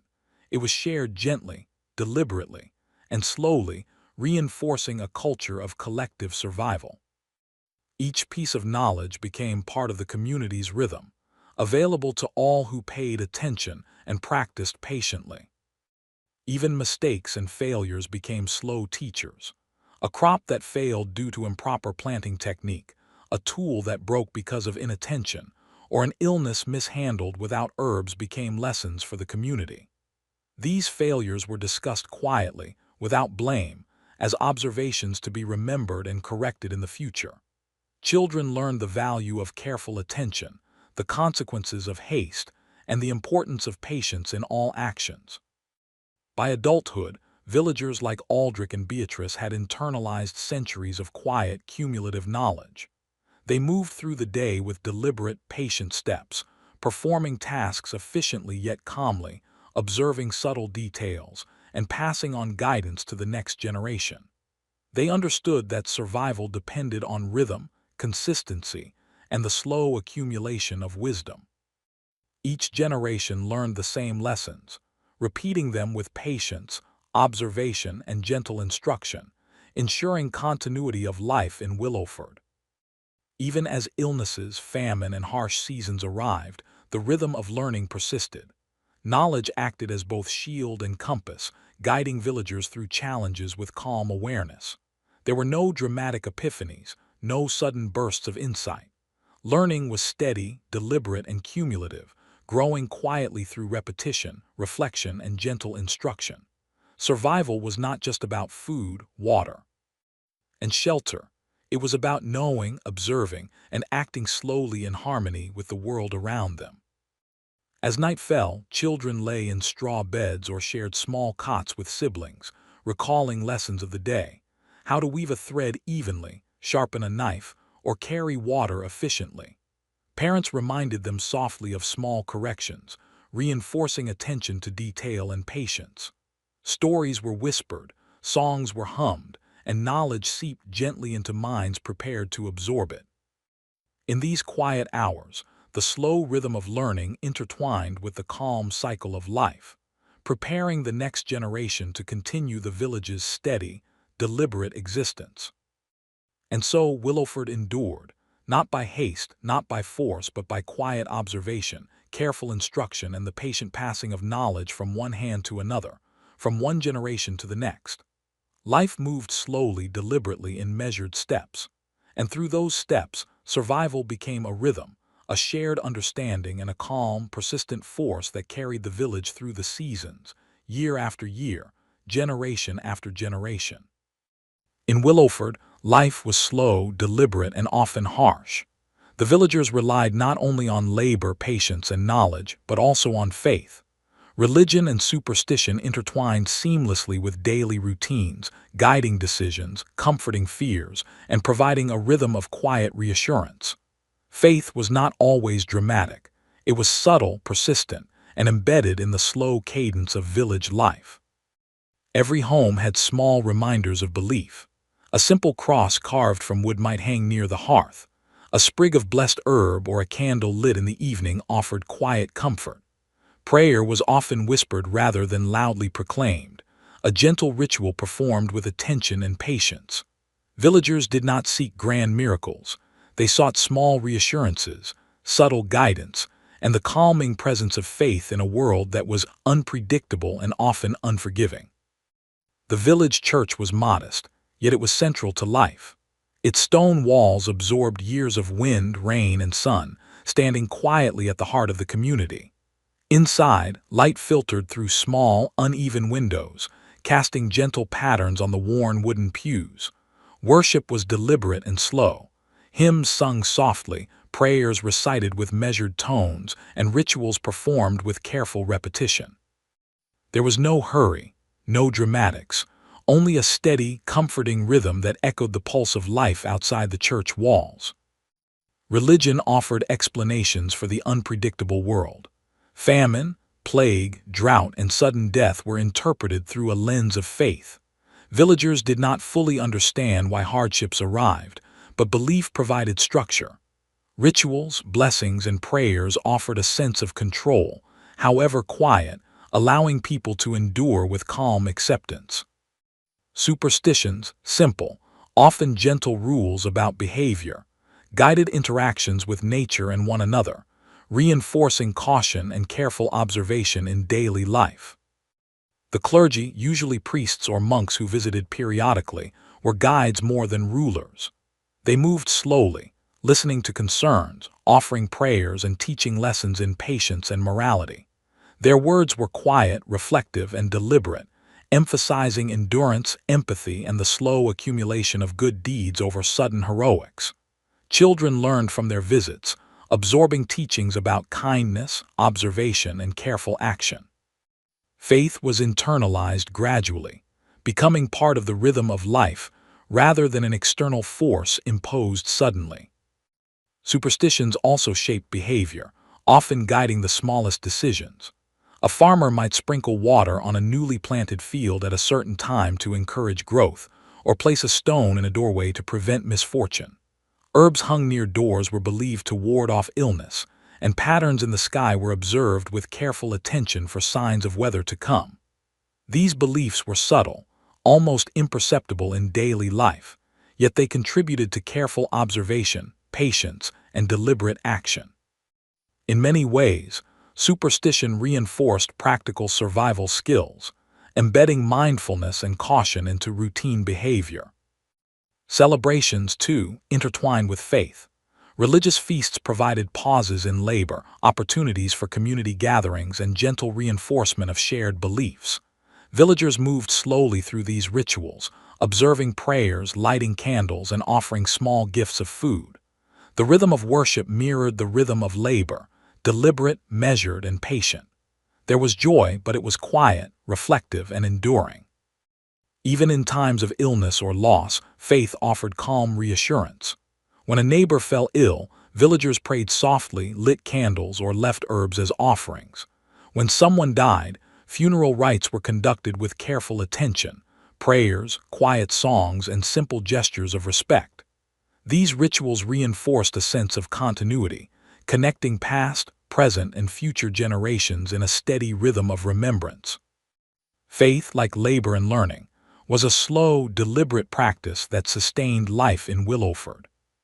Parents also passed faith to children gradually, like a gentle river flowing over stones. Simple prayers were taught, rituals observed, and stories shared about saints, local legends, and the consequences of kindness or neglect. Lessons were repeated over years, slowly absorbed and eventually internalized. Myra learned not only words and actions, but also the quiet rhythm of belief, measured attention, careful observation, and patient reflection. Faith became part of her daily routine, a quiet companion guiding choices, providing comfort and reinforcing the rhythm of survival. Religion and superstition also offered a framework for ethical behavior. Villagers were taught to act carefully, respect their neighbors, and observe the natural world with attention. These principles were reinforced through slow repetition, storytelling, and gentle instruction. Morality, like faith, was practiced deliberately. Small acts of kindness, fair trade, and careful stewardship of land and animals were more important than sudden displays of virtue. In this way, belief became inseparable from survival, embedding patience, observation, and measured action into everyday life. By evening, the village settled into calm reflection. Candles burned softly in cottages, fires crackled gently, and families recited quiet prayers together. Faith was present in the rhythm of these moments, interwoven with work, learning, and observation. It offered comfort against the unpredictability of weather, illness, and scarcity, reinforcing the steady, deliberate pulse of village life. Villagers did not seek dramatic miracles. They relied on the slow, persistent reassurance of belief to endure each season, each hardship, and each challenge. Aldrich often paused after tending the fire to observe this quiet practice. He noticed how faith shaped the rhythm of the village, how rituals slowed the day, encouraged careful observation, and reinforced patience. He watched Myra and Beatrice bow their heads in soft prayer and felt the steady reassurance of tradition and continuity. Faith, superstition, and quiet ritual became part of the invisible scaffolding that supported life in Willowford, sustaining villagers not through spectacle, but through gentle, deliberate attention. In Willowford, survival depended not only on food, tools, and labor, but also on belief. Religion and superstition provided structure, comfort, and calm reassurance. They guided behavior, reinforced patience, and encouraged careful observation. They were slow teachers, subtle companions, and enduring reminders that life, even in hardship, had meaning and continuity. Through quiet faith, the villagers found strength, persistence, and calm, allowing Willowford to endure season after season, year after year, generation after generation. And so, as night settled over the village, the rhythm of faith flowed alongside the rhythm of work, learning, and celebration. Candles flickered, fires glowed, and the gentle pulse of life continued. In quiet devotion, measured superstition, and patient observation, Willowford persisted, moving steadily through the cycles of life, guided by the slow, persistent presence of belief. Life in Willowford moved at a quiet, deliberate pace. The villagers' days were filled with labor, patience, learning, faith, and small celebrations. Each moment, though simple, carried meaning. Each action, though repetitive, ensured survival. And over time, the rhythm of these quiet acts created a legacy, a slow, enduring thread that connected generations, binding the past, present, and future in the steady continuity of life. Aldrich often reflected on this sense of legacy as he moved through his daily tasks. From the fields to the hearth, from the blacksmith's forge to the quiet corners of his home, every action carried weight far beyond the moment. Planting a seed was more than sustenance. It was a lesson in patience and observation that would guide his children. Repairing a tool was more than practicality. It was an example of careful work that would shape Myra's understanding of responsibility. Every task, no matter how mundane, was a lesson quietly passed forward. Survival in Willowford was never dramatic. There were no heroic battles or sweeping victories. There were no sudden solutions to the challenges of famine, disease, or harsh weather. Instead, life endured through steady, persistent effort, through measured decisions, and through patience. Villagers understood that true endurance was slow, quiet, and cumulative. It was built brick by brick, seed by seed, stitch by stitch, prayer by prayer. Children were the living bridge of this legacy. Myra, watching Aldrich repair a plow, absorbed more than the technical skill. She absorbed the calm rhythm of work, the attention to detail, and the quiet patience required for mastery. She learned that mistakes were not failures but slow lessons. She understood that survival depended on observation, consistency, and endurance rather than speed or show. Each repetition, each careful motion, reinforced the steady pulse of village life. Education, in this sense, was the heartbeat of the village. Parents, neighbors, and elders served as teachers, guiding hands and minds with gentle instruction and quiet example. Lessons were repeated slowly, allowing knowledge to sink deeply into memory and practice. Work, craft, care of animals, tending fields, observation of nature, management of resources, faith, superstition, and social skills, all were learned through consistent, deliberate practice. Survival was not a singular act. It was the product of years of accumulated understanding. Faith, too, was part of this enduring rhythm. Religion and superstition provided structure, reassurance, and guidance. They reinforced patience, careful observation, and moral understanding. Rituals, prayers, and small offerings reminded villagers that life was larger than individual labor, that their actions were connected to a cycle larger than themselves. The slow rhythm of faith mirrored the slow rhythm of work and learning, creating a cohesive, persistent framework for life. Celebrations punctuated this rhythm. Small joys, shared meals, gentle songs, and quiet festivals reinforced community bonds. Even in times of hardship, these moments reminded villagers that life contained meaning beyond mere survival. Children learned from these occasions as much as from labor, patience, observation, empathy, and the subtle pleasures of shared experience. The slow unfolding of celebration, like the seasons, provided balance, renewal, and hope. The work of the village, fields, tools, crafts, and trade, was interwoven with these lessons. Each task contributed to the community's continuity. Even simple actions like storing grain carefully, sharpening tools, or weaving cloth became exercises in patience, observation, and endurance. These small, deliberate steps accumulated, forming a foundation for life that persisted across years and generations. Survival was never flashy. It was steady, reliable, and quiet. As the sun set over Willowford, the villagers moved gently toward rest. Fires were tended, meals were shared, tools were cleaned, and children were tucked into beds. Quiet reflection marked the day's end. Aldrich watched Myra drift to sleep, imagining the life that would unfold before her. He saw the slow, patient rhythm of learning, labor, faith, and celebration passing quietly from one generation to the next. It was a legacy that required no grand gestures, only persistent, deliberate action. Death, too, was part of the rhythm. Those who passed were mourned with gentle ritual, soft prayers, careful burials, and quiet remembrance. Their lessons, skills, and actions continued to influence the living. The rhythm of life, survival, and endurance moved forward, unaffected by individual departure. This understanding gave comfort. Life was greater than the individual, and legacy was measured not by fame or drama, but by continuity, care, and the slow accumulation of knowledge and effort. Even as new challenges arrived, illness, famine, weather, and scarcity, the village endured. Its endurance was not miraculous.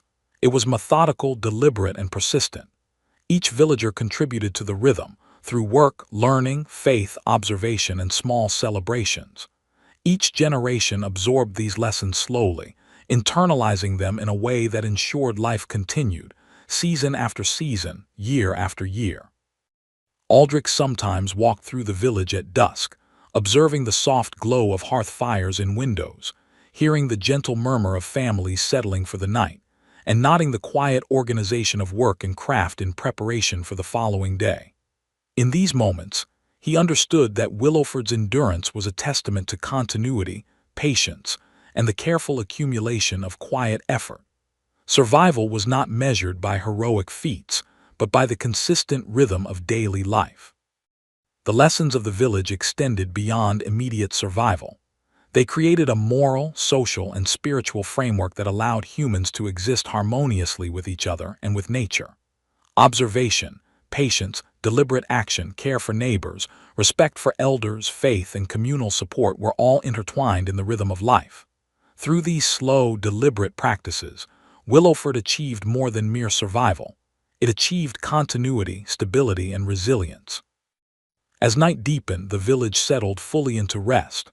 Fires glowed softly, winds whispered through the trees, and stars traced slow patterns across the sky.